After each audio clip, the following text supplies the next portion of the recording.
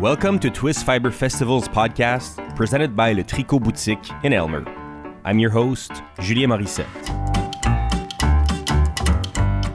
During Canada's biggest fibre festival in Saint-André-Avelin, we interviewed the workshop teachers, textile designers, and artists who were at Twist.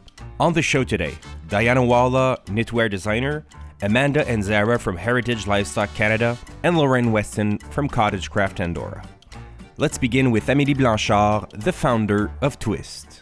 We're here with Amélie Blanchard. Hello. Well, hello. Amélie, you are a cashmere gold breeder and mostly the founder of this fantastic festival. Oh, thank you. Everyone here must be always thanking you for coming up with such a great festival. Well, it's become quite a big, beautiful monster. Were you always in the fiber business? Is it a family thing to breed cashmere goats? Not at all, actually. I grew up in a very creative family. My brother's an artist, my mother's a pianist. We always loved doing things with our hands and doing arts and crafts. Mm-hmm. But I studied in theater and communications.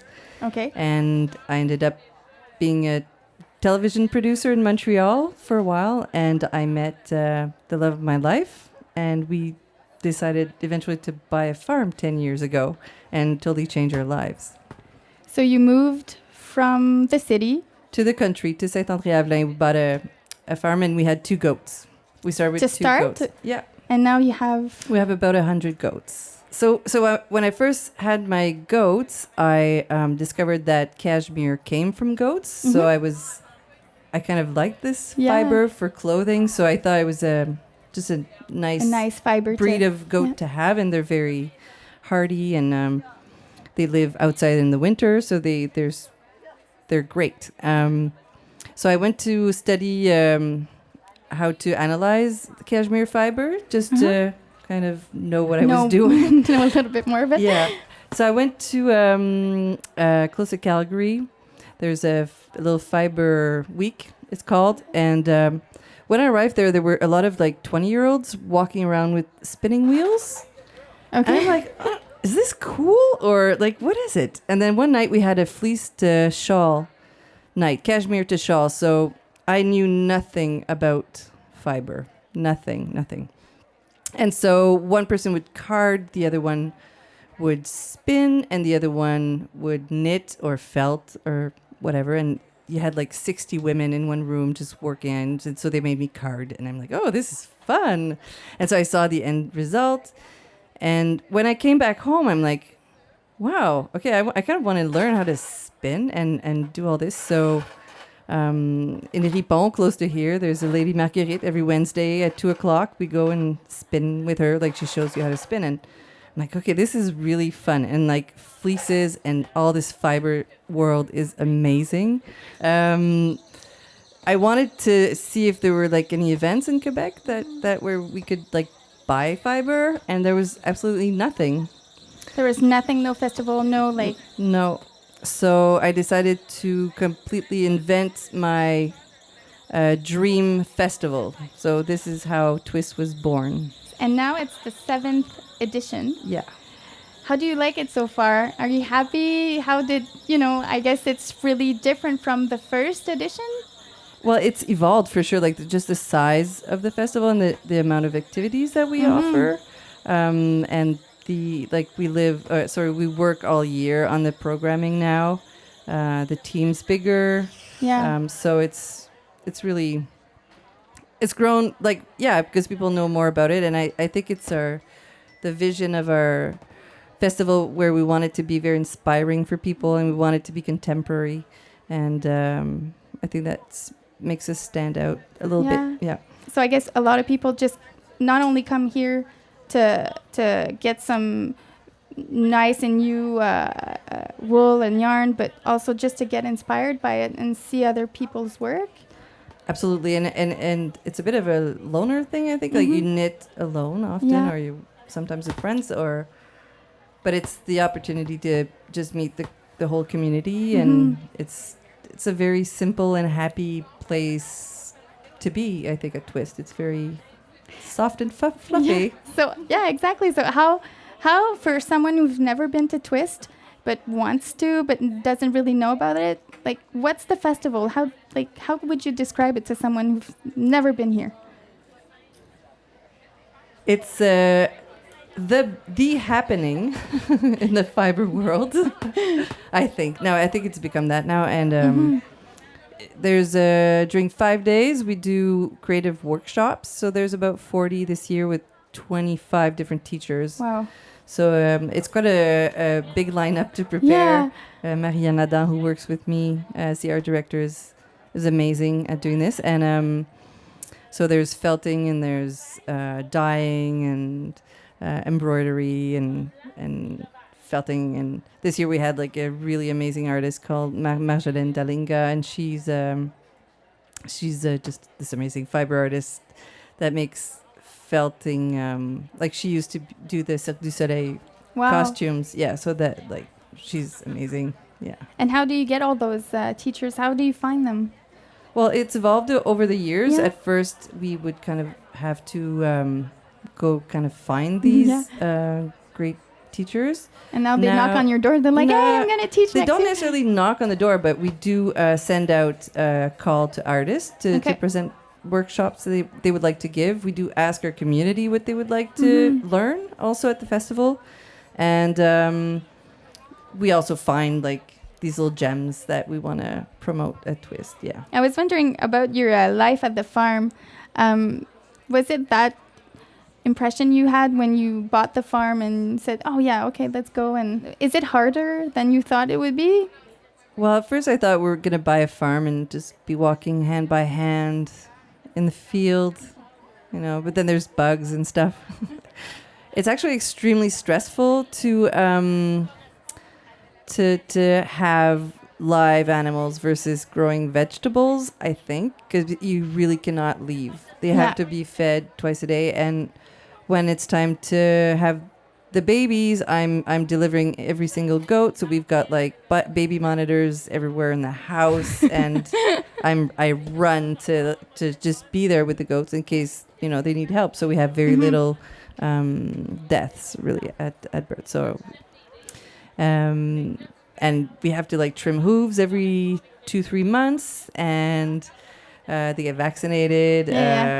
So all these things, you learn how to do it. And even like delivering a goat, at first I had to watch YouTube videos to see how, like, what the hell does it look like? Okay, my God, there's a huge sack that's going to come out. Okay, and then some toes, and that's normal. And should I grab it or No. It usually goes really well, but it's like this miracle every time there's a birth at the farm.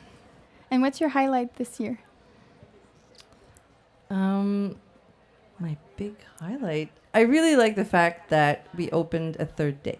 We opened Friday. That was the first year we did that. It was very intense. Like, it was from noon to 5, and all the people that would come Saturday morning to like be the first at the show actually came on the Friday. So to be sure to buy. And I was pretty surprised. I didn't think there would be this big of a rush. So that was nice. And then we decided to do a little Twist opening party and do some Twist dancing with professional dancers. And I think we'll totally do that next year. And I hope more people will be in disguise, you know, like have their nice dresses on, and nice. That must have been really fun. Yes, it was very fun. Thank you so much, Amélie. If we want to know more about the festival, we can go on festivaltwist.org. Yeah. And if we want to know more about your farm and your goats, can we come and visit you guys, or? Yeah, you just have to call beforehand to schedule an appointment. In case you're delivering or delivering or something. And our farm's called La Chèvre d'œuvre, which means work of masterpiece with the word goat in it. And anyway, so lachèvredœuvre.com. Thank you so much, Amélie. It was a delight. Thank you, Andrea. Our next guest is Diana Walla, an American designer who just moved to Montreal. Here's Andrea Martel-Kreitz. So you describe yourself as a fervent fiber nerd and a frequent waker that you live in Montreal now. Mm-hmm. You are a knitwear designer, and you run a blog called Paper Tiger. Yes. And you also teach sometime, just like today. Well, today and the last 2 days as well. You were actually teaching 3 workshops How did that go? It's been great so far. My students are fantastic. I feel like I always get really lucky with students, and it's the first time I've been to Twist Festival, so it's a new crowd for me, and that's exciting too. Was it a fun? Do you like it? Yeah, it's a lot of fun. Do you teach often? Is it something that you do, or is it because the people that runs the festival are just so irresistible that, you know, you had to say yes? Yeah, it's, I've taught in the past, and then I sort of took a break from teaching knitting classes because I was doing a master's degree that was unrelated to knitting. So you have less time, and I had to prioritize. But that's done now, and I've been working more with the knitting again. So I had the time, and Twist got in touch. And since I'm a newcomer to Montreal, and I'm still learning about the community, the knitting community here, and the fiber community, it felt like a really great opportunity. Nice. And do you like that community? Yeah, it's fantastic. It's been so warm and welcoming to me. So I'm really grateful for that. When we spoke just before, you told me you were kind of a serial expat. Yeah, well, I'm originally American, but Canada is country number 5 for me because I studied abroad in college, and I lived in Hungary for a year. I was working there, and then I've lived in Norway, and now I'm in Canada. So I can't seem to stay still. But it's always like up north. There's something about those. I do love the north, yeah. Did you kind of fall in love with winter? Because you're not from a very wintry city. No, I grew up in North Carolina, so the winter was my favorite season because it was finally cooling down. Yeah. And I loved snow, but snow was really rare, and so I've always gravitated towards that. And, I've increasingly moved to more and more, wintry places. I moved to Seattle for a while, and, they have a pretty mild winter as well, but they've got mountains and they're skiing, and, moving to Norway was certainly a winter wonderland. And of course, Montreal has a very serious winter. So lots of reasons for knitwear and wool. My love for sort of Norwegian knitting and some of the more northern knitting traditions goes hand in hand with the way that I like those cultures and those countries. It's hard to sort of pull them apart to me. They're really inextricably related, and it's a good thing that I happen to also really like the language or the landscape of Norway, because I also like the knitting and the wool and all of this. So I think that the interest in one side of any of those aspects feeds the rest. Yeah. It's and like was a big feedback loop. Were you picturing yourself going to Norway? Yes. I was. I was, yeah. I was a teenager when I decided I wanted to start teaching myself Norwegian, so I bought a book and CD set. Wow, in California, probably the only young little girl learning that. Yeah, there were not any people learning Norwegian in my town. It was just me, and it was definitely somewhere I dreamed of going, and dreamed about living there someday, and all of that. And I think some of that went hand in hand with the fact that I really loved winter, and I got excited whenever winter finally came around and the weather cooled down. So I liked things that I could. When I imagined my, dream life where a real winter happened, it's Norwegian sweaters were a part of that dream. Yeah. So.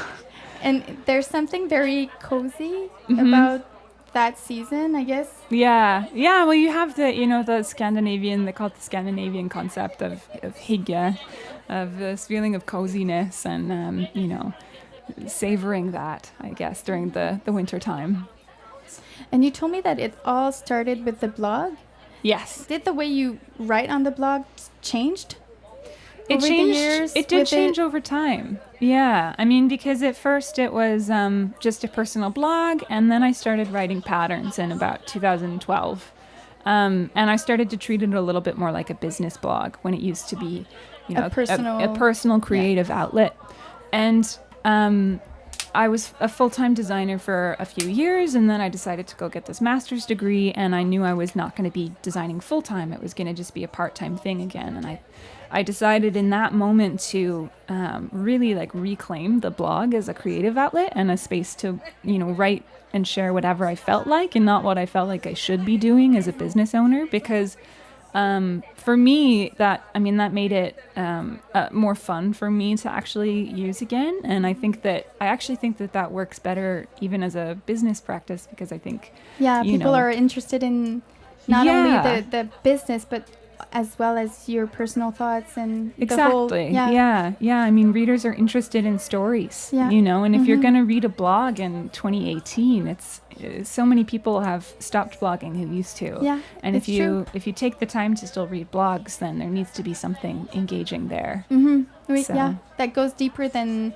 advertising, and that goes deeper than just talking about your products, or exactly. More of an experience, like.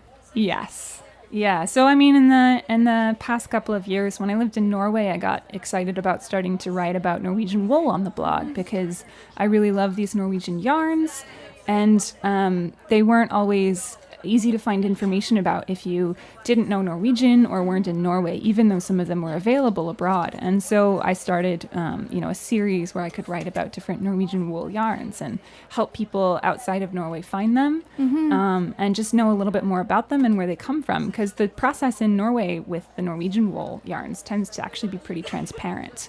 If you know how to find the information. So I just wanted to, that was something where I was interested in it, and I wanted that information to be more readily available for other people. And it's, that's a series of blog posts that a lot of people have given me feedback on because they never knew that before. And was it available for them to buy the wool, or is it become more available?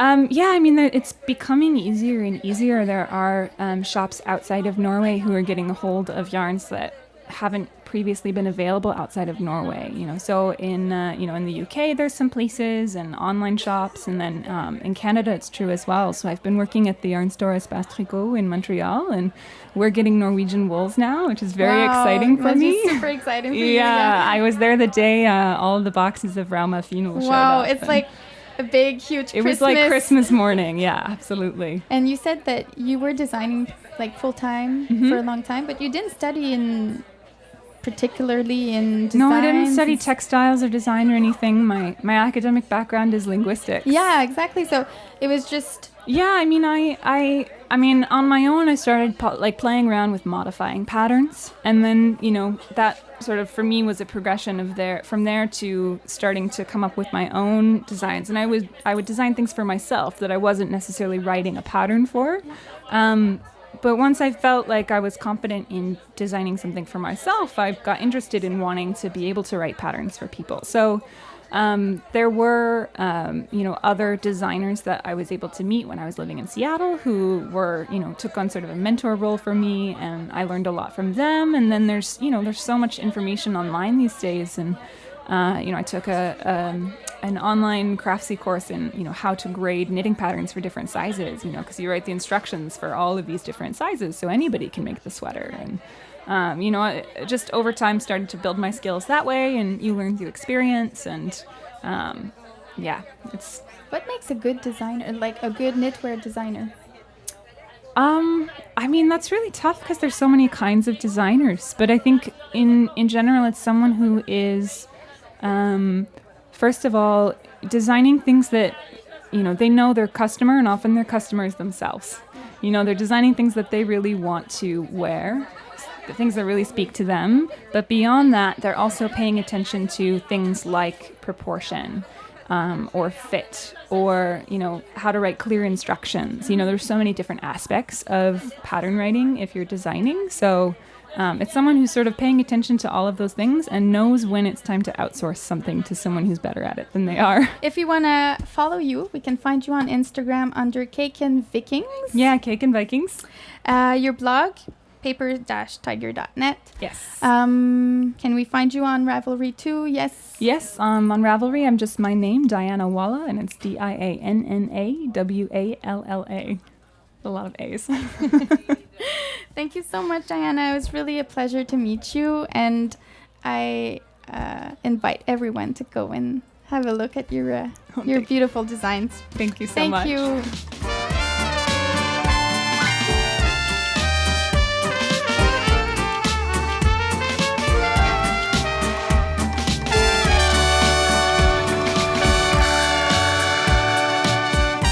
From Heritage Livestock Canada, I'm with Amanda Shaw and her daughter Zhara.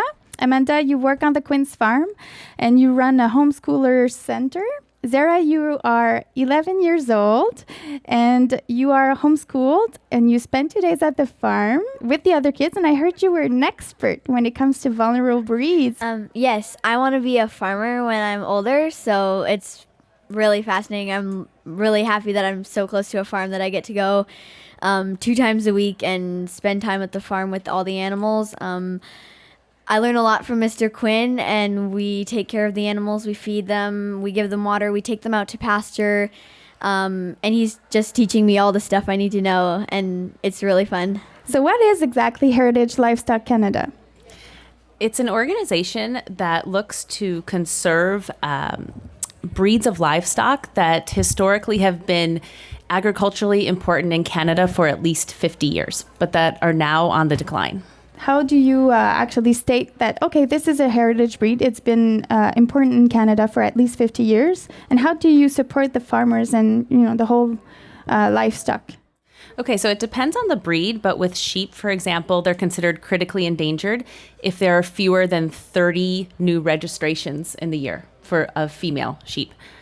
And so the way to bring these numbers up, it's really important as far as conserving genetic diversity in Canada. So right now, the bigger farms, they're all going for one kind of sheep. It's the sheep that matures the fastest for meat, or the sheep that produces the most wool. And it's really important to conserve the genetic diversity. So Heritage Livestock Canada tries to up the economic importance of these breeds of livestock so that farmers are more inclined to keep them. And they do this by educating farmers and the general public, and transporting herds of these animals to different parts of the country, and also preserving semen in semen tanks in case they can just transport that across the country instead of animals too. Actually, I heard that at Quinn's farm, I understand that the barn is a really special barn. Yes, it's full of rare breeds. So we have like Lacombe pigs, there are only 7 or 8 of them left in Canada, and we have one who just gave birth to 4 piglets. And then we have white park cows, Kerry cows. We have lots of rare breeds, so it's really special. And some of them are really unique, and we're really lucky that we get all these rare breeds at our farm. And are they always at the barn or at the farm? Or Some of them move around, but others are more permanent and stay. Yeah, like my mom said, he's going and getting animals all the time. We're dropping them off to different farms, just kind of trying to spread out these animals so that more farms can breed them, and so we can have more of each animal. The goal is absolutely to move them out to other farms where there are going to be bigger herds of each of these breeds. And is it hard to find some farmers that are actually going to introduce them into the herd and into the farm? Well, people have to find something good in that animal. Like, farmers need to keep animals for a good reason. Like, it's not just, it's really cute, so I want to keep it. We need it for a reason. Wool, meat, milk. So some of these breeds aren't so popular anymore because you can get other breeds that mature faster or produce more milk. So that's why some of these are going, they're declining. Their numbers so the are trick going is down. finding niche markets of people who care about this heritage meat or milk or wool. Is it something that is growing? Like, is there a niche market that actually can be appealing for? I think as consumers are more and more aware of where their products are coming from, that they actually care. Yeah, people are realizing that we're losing some important breeds, and they're starting to think, oh, before I go out and buy my commercial sheep, what can I help? What can I do to help preserve these animals that have been in Canada for over 50 years? And I was looking at your website, and it says that you guys envisions a future where Canadians are aware of their agricultural heritage and are involved in the preservation of endangered breeds of farm livestock and poultry, both nationally and internationally. Do you feel like this awareness is kind of in a critical shape? Yes, and one thing that my daughter and I have started doing is bringing some of these animals to schools. We feel it's really important. So last May, along with Elwood Quinn, he brought in some cows, actually, to our local French public school. He brought in a white park cow and a Kerry cow. And I couldn't help but think after that, it made a big impression on all the kids. And as those kids get older and they think, maybe they'll go to a butcher shop and they'll see white park beef. And they'll say, oh my gosh, I remember, when I was in grade 4, I saw a white park cow at my school. So Yeah, it's all about increasing education and awareness. The kids really loved it, I think. It was the most popular stand because it was the last day of school, so we had so many different activities. Yeah. There were some kids that stayed there like for 3 hours the whole time. Really, eh? Some of them were just like asking to brush them or wanted to hold them on a halter. Everybody was just like all over the animals, and I think that's a good thing that kids are starting to realize that farm animals are really important. And what do you prefer being at the farm 2 days a week? I don't know. I love doing all sorts of things. These animals need us. They depend on us. So what can we do for them? And yeah, it's a cool farmers feed the world, right? So that's kind of a cool experience if you think about it that way. So that's why I really want to be a farmer and to give people good food options. And I think that kids today are also missing a lot of real work experiences. So when they take care of an animal or they clean out a pen or they paint a fence or something like that, they're seeing immediate tangible results from the work they're doing. And you can see it. The kids really get excited about that. Yeah, you can see a difference in your work every day. You can see what you've accomplished because, the baby lamb grew up. That means you did a good job. Yes.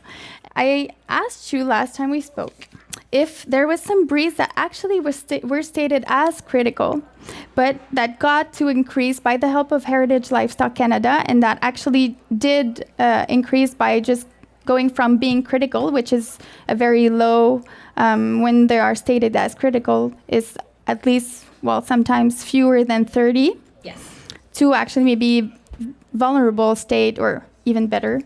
Yes, so we had two breeds of sheep, the Corriedale, which is a dual-purpose sheep for meat and wool, and the Cotswold, which is mostly wool because it takes so long to mature, but can be used for meat as well. And those two breeds of sheep have gone from critical to endangered, thanks to the efforts of Heritage Livestock Canada. But it's a constant battle. Yeah. Now, if to become a member, you don't have to just you don't need to be a farmer or someone that actually want to breed those animals.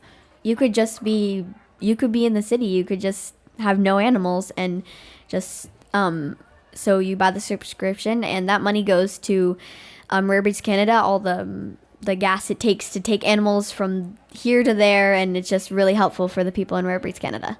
Yeah, so we have people in the city who it's just a charitable cause, and we have people who actually have herds of certain livestock that they're working on the ground to help preserve.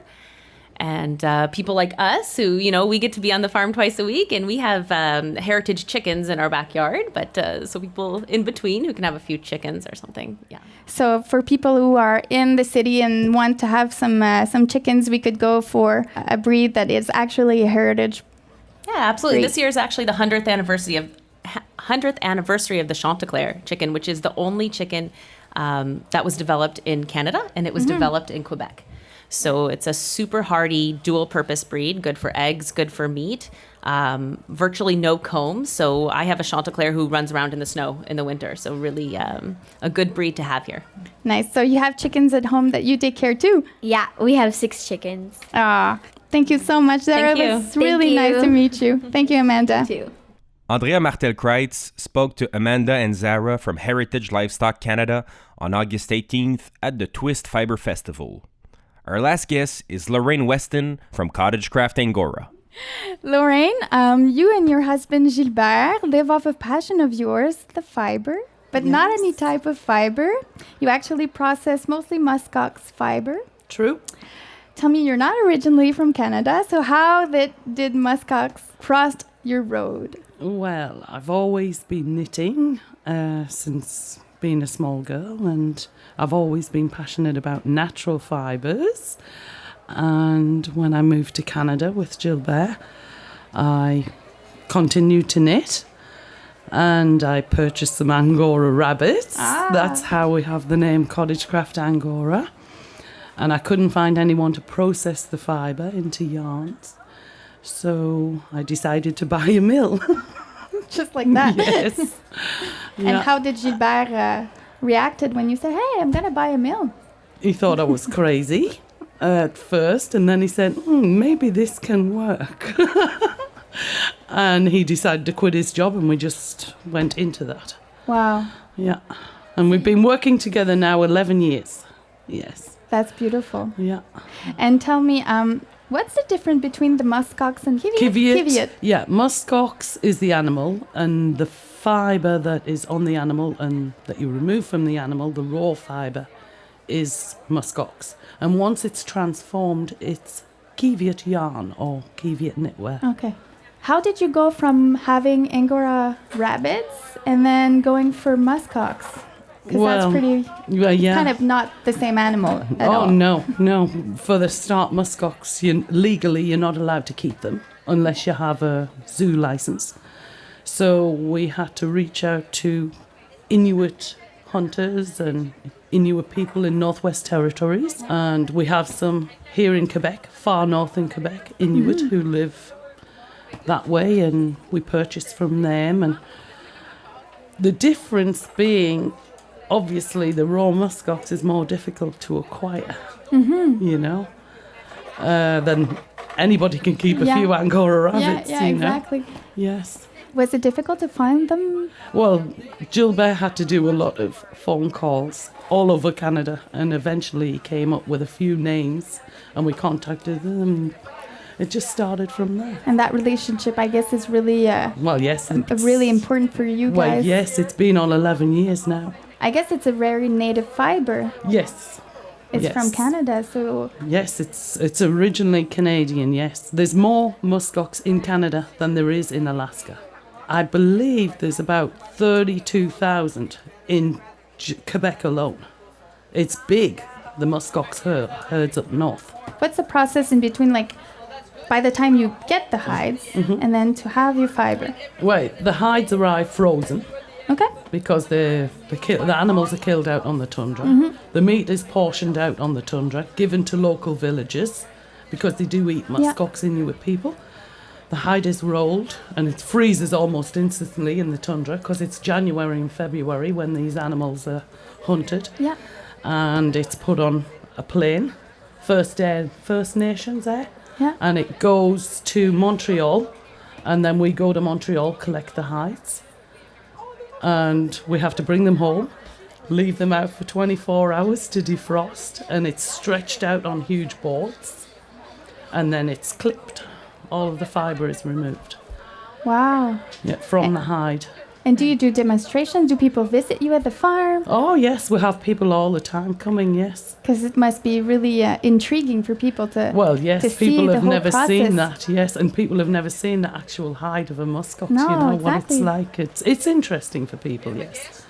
And next year we're going to have the new boutique, so it's going to be even better, You're going More to for build a people boutique to at the see. farm. Yes, That's going to be exciting. yeah, So people are going to be able to visit yes. and really be more in touch with the whole process. Yes, of course. Yeah, they can see it from start to finish. The whole product. Yes.